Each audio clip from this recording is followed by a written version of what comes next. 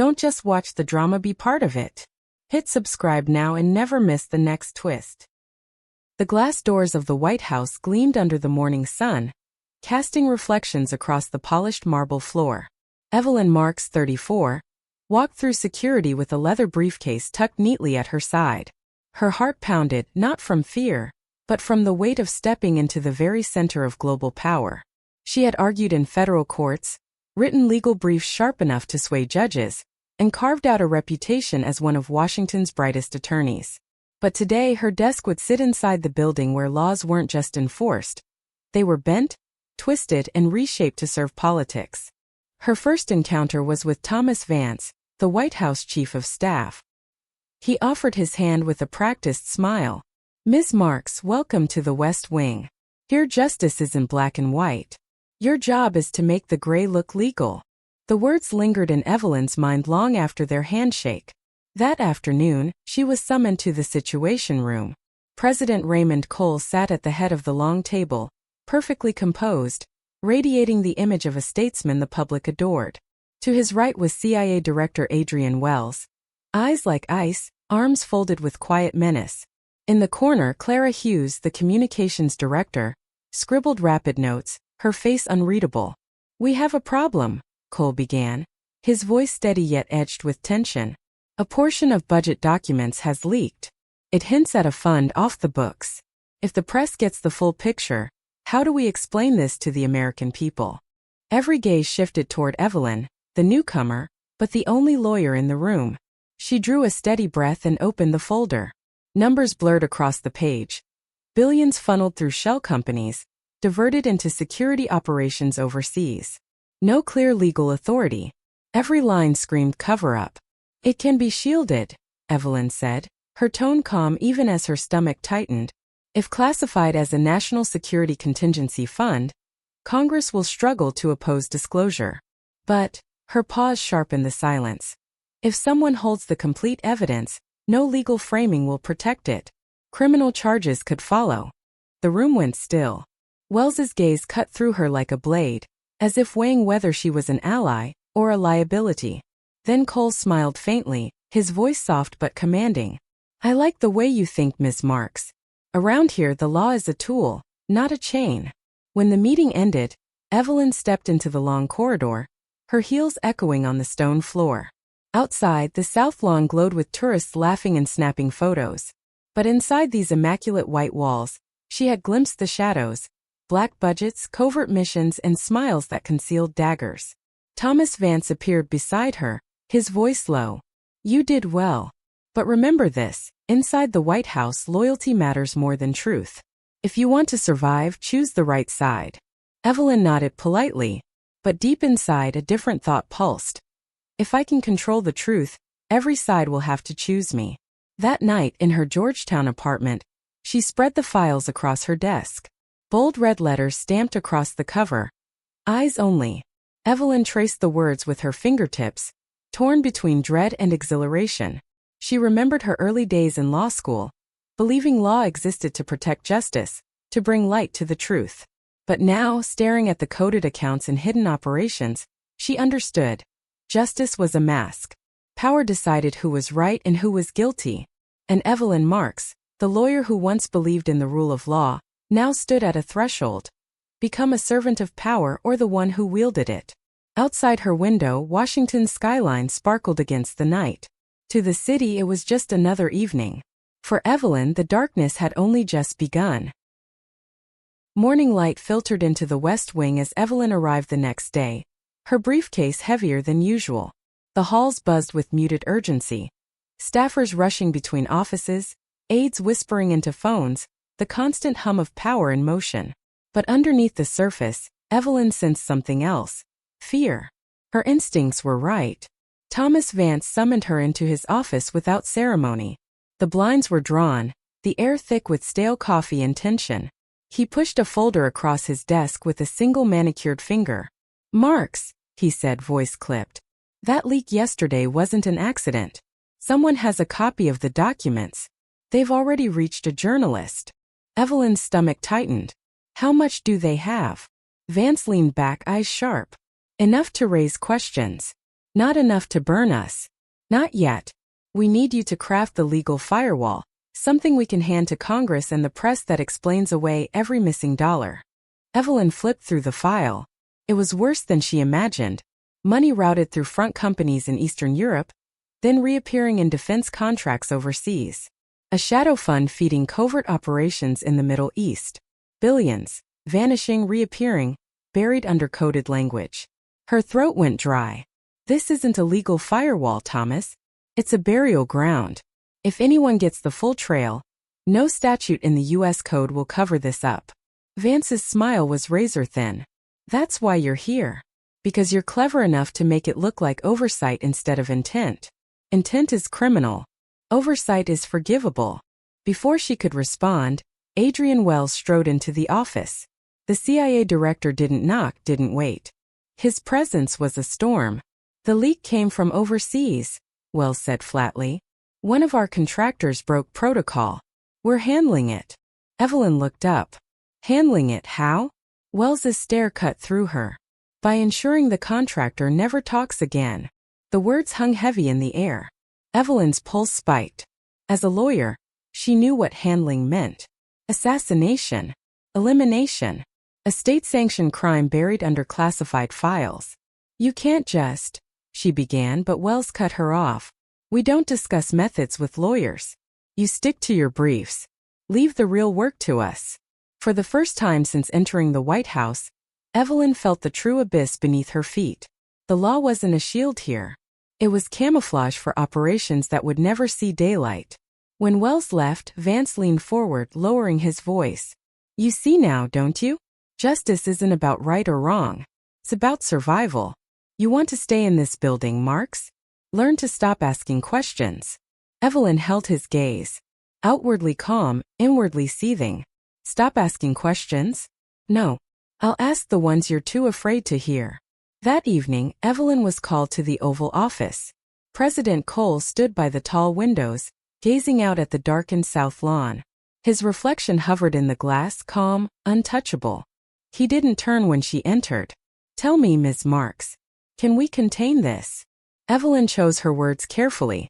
Legally, yes, if the leak is partial. But if the full documentation surfaces, it will show intent.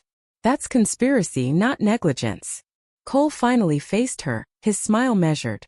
Intent only exists if someone testifies. Documents are meaningless without a voice to explain them. And those voices, his eyes flickered with something cold, will not be heard. Her breath caught. The President of the United States had just implied murder, couched in political elegance but unmistakable. You're uncomfortable, he observed. Good. That means you still have a conscience. Keep it, but don't let it interfere. Conscience wins you friends. Power wins you history. Evelyn left the Oval Office shaken, her mind a storm. She had once dreamed of standing in this building to serve justice. Now justice was being suffocated in back rooms and shadow budgets. Walking down the corridor, she passed Clara Hughes, the communications director, who was rehearsing talking points with her team.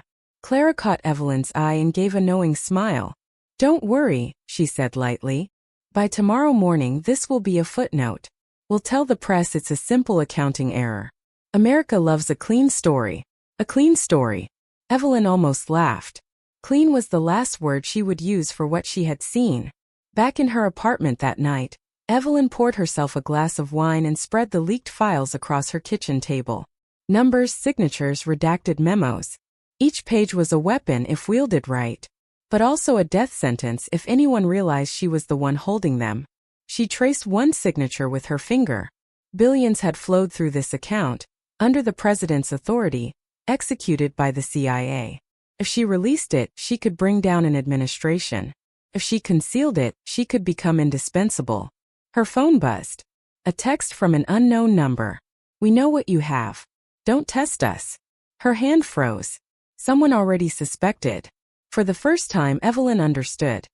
This wasn't just about law or politics anymore. She was inside a spiral, one that pulled everyone down until they drowned. And she had only two choices: sink quietly with them, or claw her way to the top. The rain fell in steady sheets over Washington, turning the White House lawn into a mirror of shadows and light. Evelyn Marks pressed her umbrella tight as she crossed into the West Wing, summoned for a briefing she had not expected. It was late, nearly midnight. Inside the Situation Room, the atmosphere was darker than the storm outside. President Cole sat at the head of the table, his face half lit, half hidden. Adrian Wells, the CIA director, stood with a laptop open, projecting grainy surveillance footage onto the wall. "This is what happens when people forget their oaths," Wells said, voice cold, detached. The footage showed a man in a desert safe house, pacing nervously. Evelyn recognized the name flashing on the report. A former CIA contractor, the suspected source of the budget leak.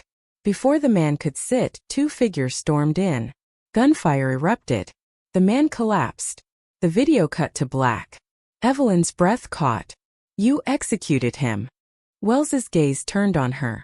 "He was a threat to national security." "That's murder," Evelyn said, her voice sharp before she could temper it. "An extrajudicial killing carried out under the American flag." Wells didn't blink. "Call it what you want. We call it prevention."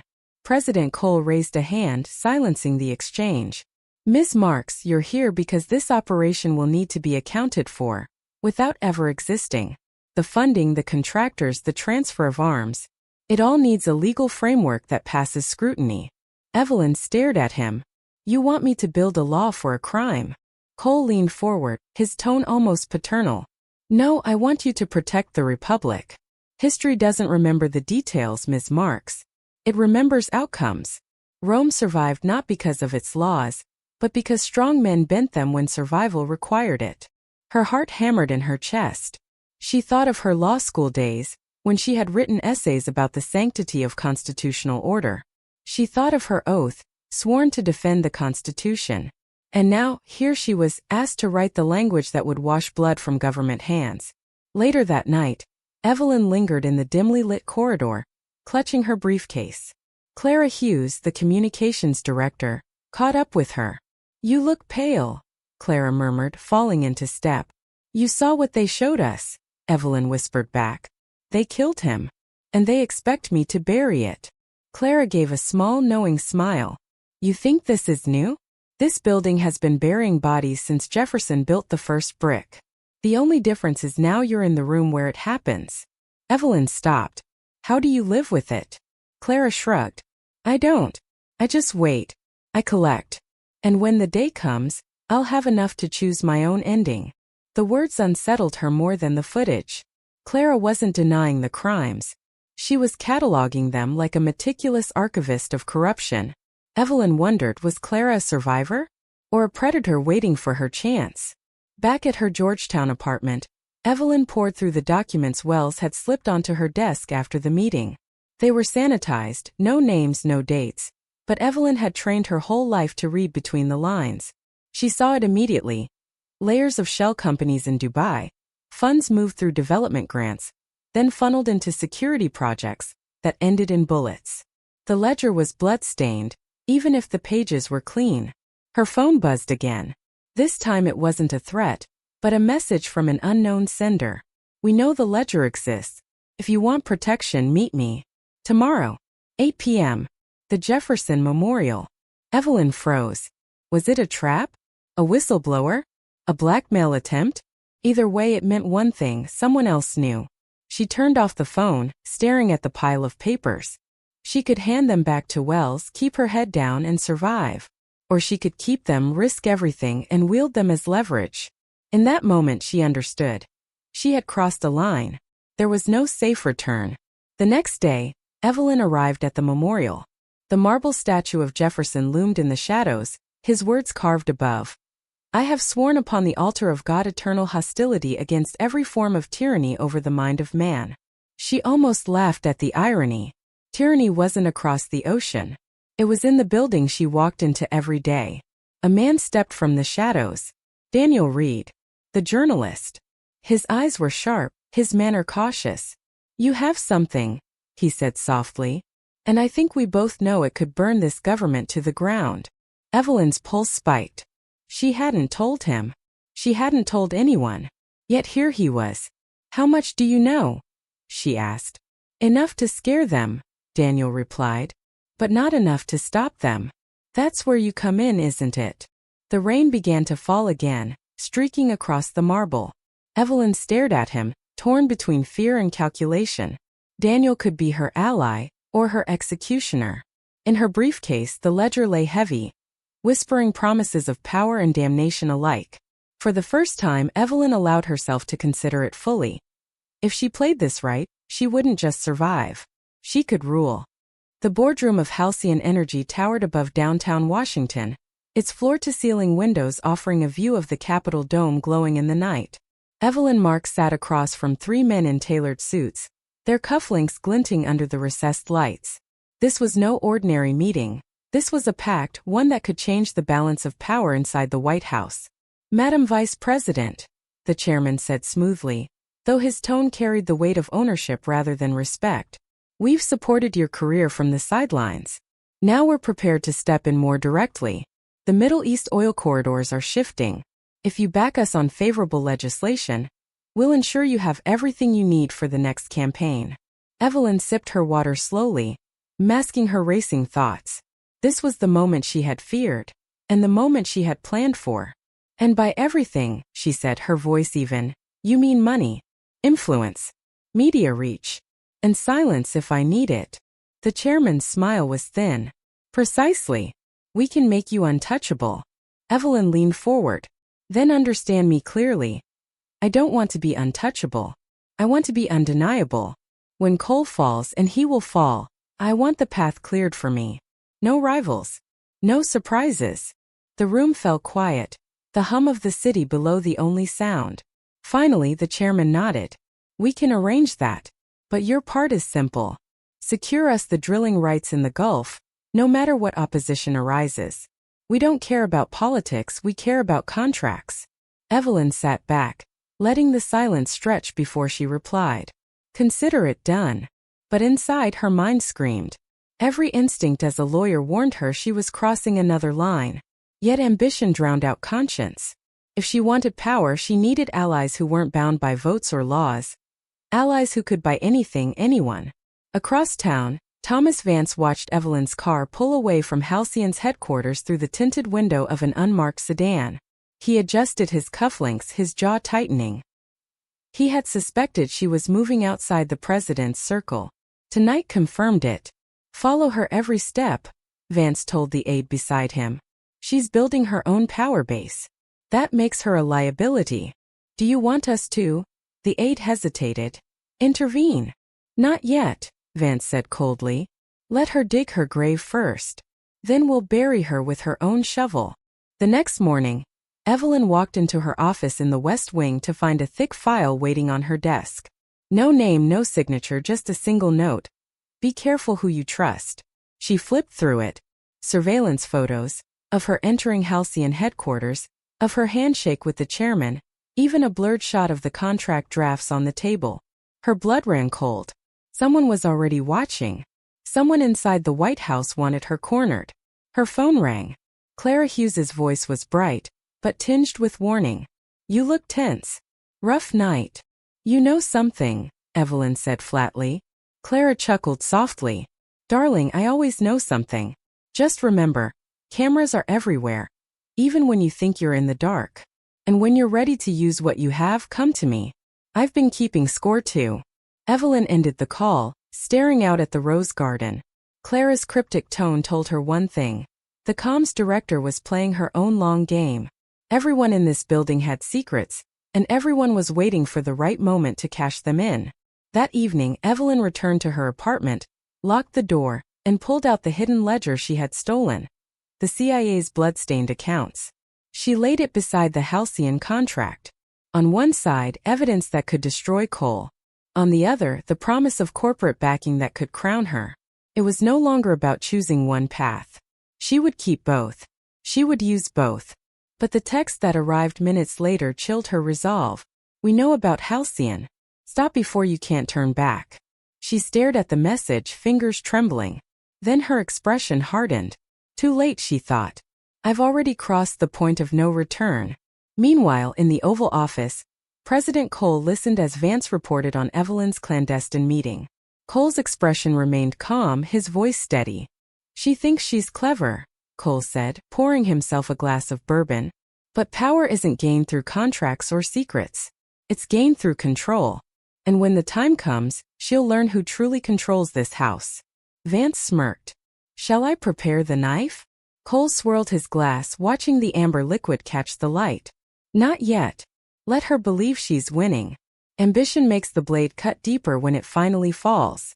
Back in Georgetown, Evelyn sat alone in the dark, staring at Jefferson's words framed on her wall. Eternal vigilance is the price of liberty. For the first time she whispered aloud. And eternal ambition is the price of survival. She closed the halcyon contract, locked away the CIA ledger, and poured herself another glass of wine. She was no longer just the lawyer of power. She was becoming something else, something more dangerous. And Thomas Vance, Raymond Cole, Adrian Wells, none of them knew just how far she was willing to go. The newsroom smelled of ink and stale coffee. A chaotic cathedral where stories were hammered into headlines. Daniel Reed sat hunched over his desk, the glow of his laptop casting hard shadows across his tired face. On his screen were fragments of a bombshell, blurred PDFs, heavily redacted memos, budget lines that didn't match. It wasn't enough for a full exposé, but it was enough to terrify the White House. His editor hovered behind him, skeptical. This isn't a story yet, Daniel. It's smoke without fire. You need a name, a source, something solid. Daniel's jaw clenched. The fire is there. I just need to find who's holding the matches. Across town in the White House, Evelyn Marks stared at her secure phone, considering a call she had never imagined making. She had watched Daniel Reed from a distance for years, a relentless investigative reporter, a thorn in the side of presidents and CEOs alike. He was reckless, stubborn, and unafraid to torch his own career if it meant landing the truth. He was dangerous, but in a building where every ally had a knife hidden behind their back, perhaps danger was exactly what she needed. That night, Evelyn slipped into a quiet bar in Adams Morgan, a place filled with chatter loud enough to drown secrets. Daniel was already there, a whiskey glass half empty in front of him. He didn't look surprised to see her. "Madam Vice President," he said dryly, gesturing to the seat across from him. "Didn't expect you to risk your reputation in a dive like this." Evelyn sat, her face unreadable. "Reputations are built on lies, Mr. Reed.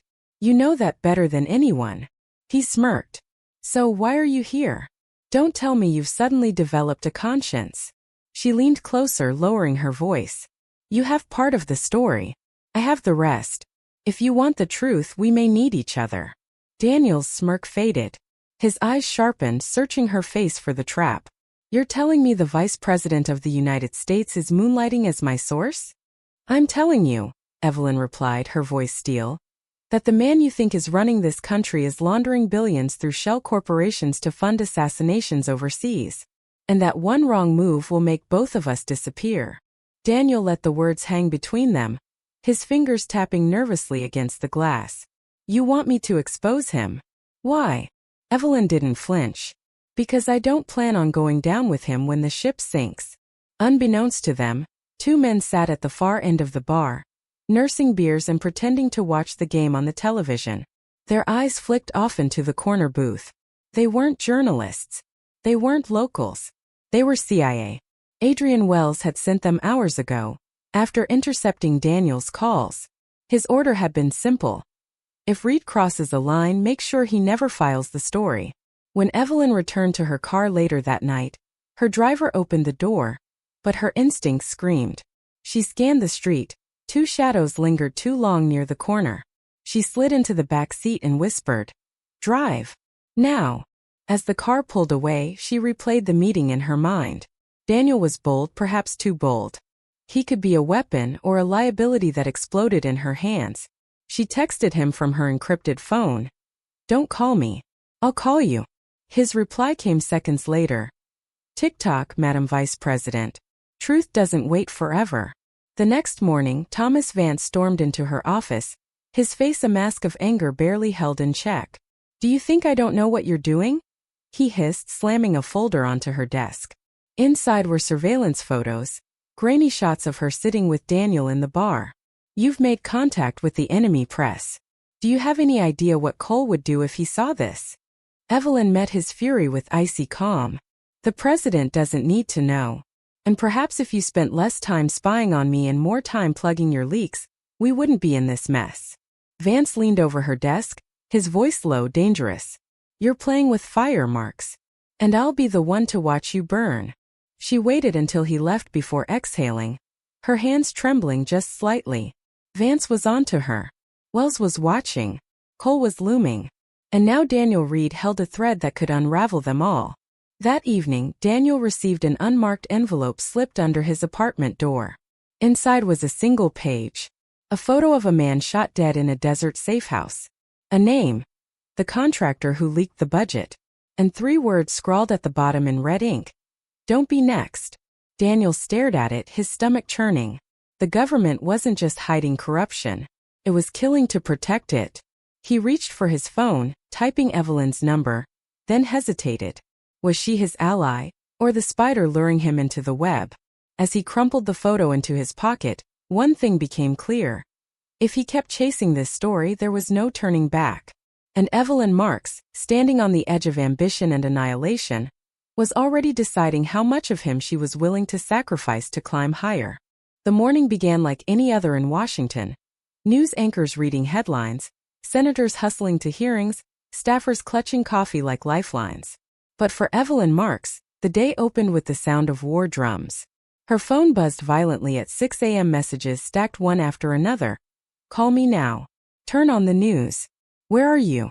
She stumbled into her living room, switched on the television and froze. The screen blared her name in bold red. Vice President Marks in Secret Affairs Scandal. A grainy photo appeared. Her stepping out of a hotel late at night, a man beside her. The cheer enrolled with damning questions. Misuse of power? Blackmail? National security risk? Evelyn's breath caught. She had never been inside that hotel. She didn't know the man in the photo. Yet there it was, packaged for public consumption, already spreading across every channel. Her secure line rang. Clara Hughes's voice came sharp, urgent. Don't say a word to anyone. Not reporters, not colleagues, not even your staff. This is a hit piece, Evelyn. And it's not sloppy. They want you finished. Evelyn gripped the phone tighter. Vance. Who else? Clara replied. He's fed them everything they need. This isn't about truth. It's about perception. And perception kills faster than facts. By noon, the West Wing buzzed like a hive. Reporters swarmed the press room demanding answers. Evelyn walked the hallway under a hailstorm of stares. Some pitying, some gleeful, most calculating. Power was a fragile currency here. And hers was bleeding value by the second. Thomas Vance cornered her outside the Roosevelt room. His smile venomous. Rough day, Madam Vice President? You planted it, she hissed. Vance leaned close, his voice a whisper only she could hear. No, I simply watered the seed. You've been too visible, Evelyn. Too ambitious. It was time to remind you. This is Cole's house. You're just renting a room. Her nails dug into her palm as she resisted the urge to strike him across the face. Vance walked away calmly, the predator who had just drawn blood. That evening, President Cole summoned her. He sat behind the resolute desk, hands steepled, his expression carved from marble. This scandal, he began, is distracting. It threatens stability. It threatens me. Evelyn met his gaze. It's fabricated. Truth doesn't matter, Cole said softly. Optics matter. And right now you're radioactive. You're going to let him do this to me? Evelyn demanded. Cole leaned back, eyes cool. Thomas protects me. You, on the other hand, are expendable. The words hit harder than any headline. Evelyn had given this administration everything.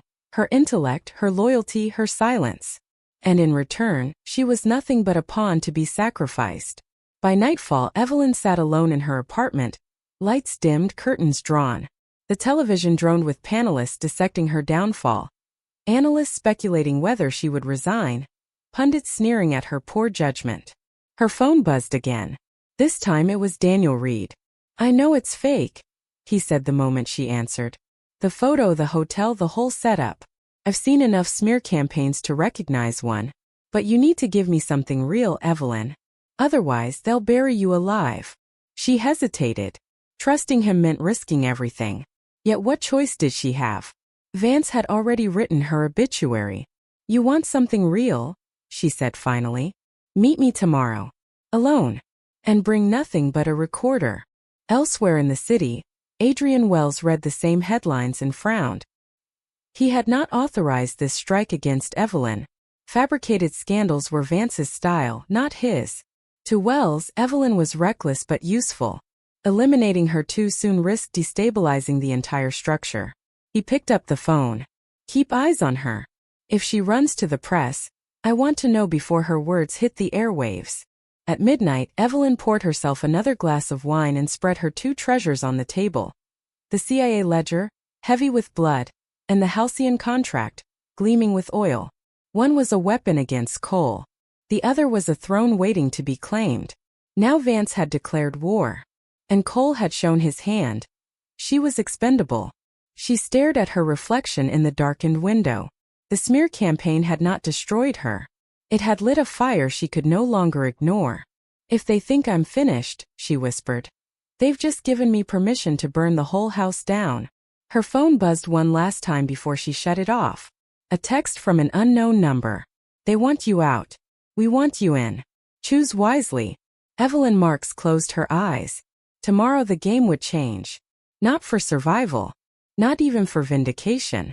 Tomorrow she would fight for control. The press briefing room was a battlefield, and Clara Hughes walked into it like a seasoned general. Cameras snapped, reporters barked questions. The smell of hot lights and sweat mingled with the tension of blood in the water. On the screens above the podium, Evelyn's scandal still dominated every Chiron affair. Betrayal. National security risk. The feeding frenzy hadn't slowed. If anything, it had grown.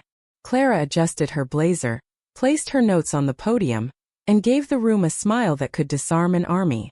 "Ladies and gentlemen," she began, her voice smooth as glass, "let me be absolutely clear.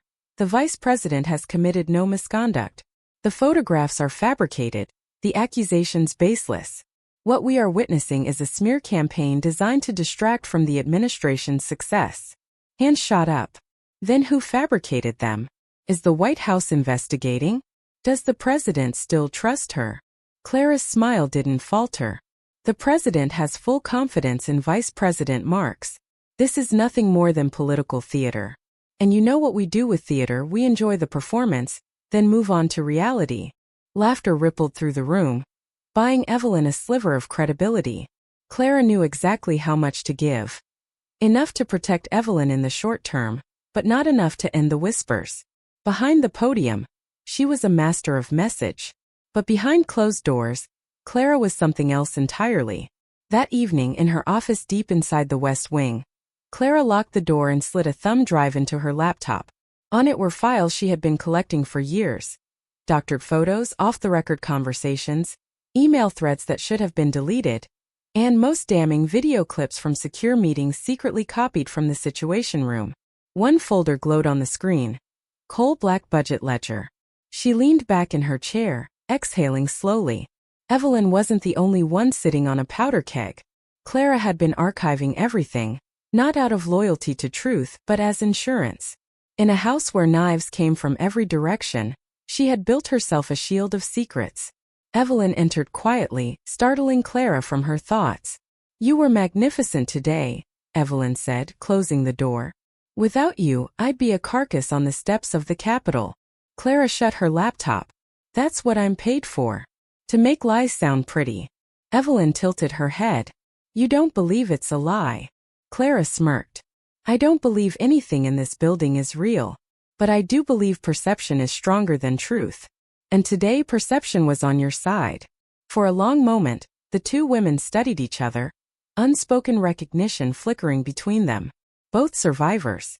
Both collecting weapons invisible to the men who thought they owned the game. Evelyn broke the silence. "Thomas Vance won't stop. He planted this and he'll come again. I need leverage. Real leverage." Clara raised an eyebrow. "And what makes you think I have it?" "Because you've been too good for too long," Evelyn said softly. "Nobody walks through fire this clean unless they're holding a bucket of water. Or gasoline." Clara let out a low laugh. You're sharper than they give you credit for. That's why you scare them. She leaned forward, voice lowering. But tell me, Evelyn, are you planning to survive this administration? Or replace it? Evelyn didn't answer. She didn't need to. Across the hall, Thomas Vance reviewed surveillance reports. He had eyes in every corridor, ears in every office. Yet Clara Hughes remained elusive. She played the loyal spin doctor by day, but her private life was a ghost. No leaks, no weaknesses, no allies he could squeeze. She's hiding something, Vance muttered to his aide. And when I find it, I'll snap her like a twig. That night, Evelyn sat in her apartment, staring at a new message delivered by courier. Inside the envelope was a USB drive with no note. She plugged it into her laptop hesitantly.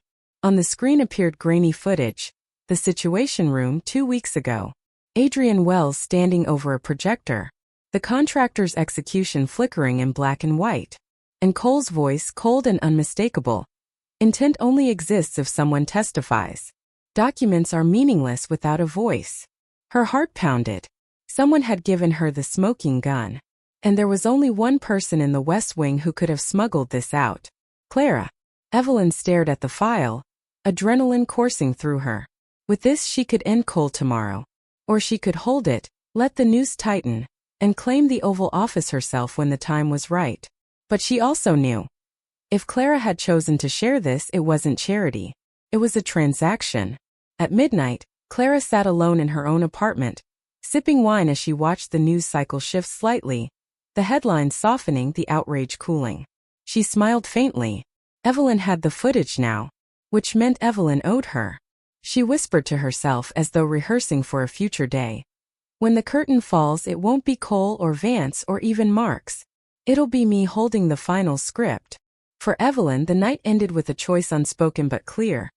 Was Clara Hughes her ally in survival, or her most cunning rival? And for the first time, Evelyn realized she wasn't just fighting the men above her. She was also fighting the woman beside her. Part 2 is still on the channel. Please watch and follow.